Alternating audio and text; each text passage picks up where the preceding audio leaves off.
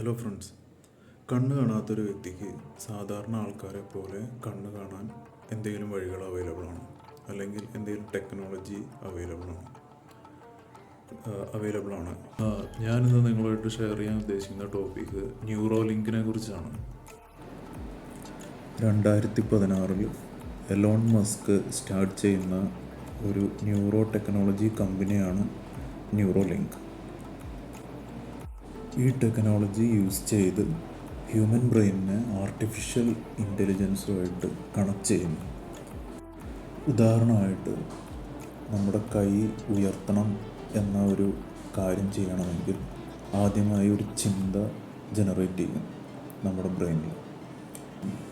ഈ ചിന്ത ഒരു ന്യൂറോ സിഗ്നലായി മാറിയതിന് ശേഷം അത് നമ്മുടെ ബ്രെയിനിലെ ഒരു സ്പെസിഫിക്കായ ഏരിയയെ സ്റ്റിമുലേറ്റ് ചെയ്യുമ്പോഴാണ് അതൊരു ആക്ഷനായി മാറുന്നത്.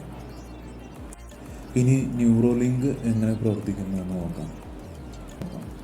1044 ഇലക്ട്രോഡുള്ള 64 ഫൈബേഴ്സുള്ള ഒരു ചിപ്പ് 5 മില്ലിമീറ്റർ ഡീപ്പായിട്ട് ബ്രെയിനിൻ്റെ ടിഷ്യൂവിലേക്ക് ഇൻസേർട്ട് ചെയ്ത് വെക്കുന്നു.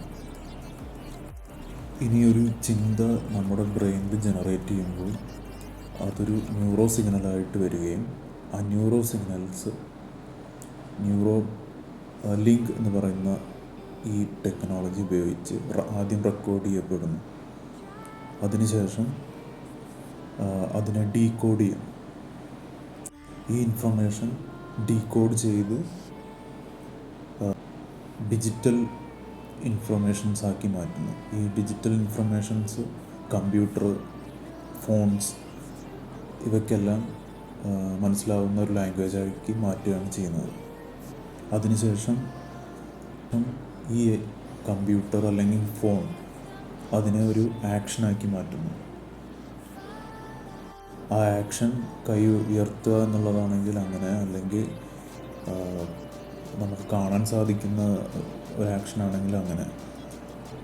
എന്തൊക്കെ കാര്യങ്ങളിൽ നമുക്ക് ഈ ടെക്നോളജി യൂസ് ചെയ്യാം.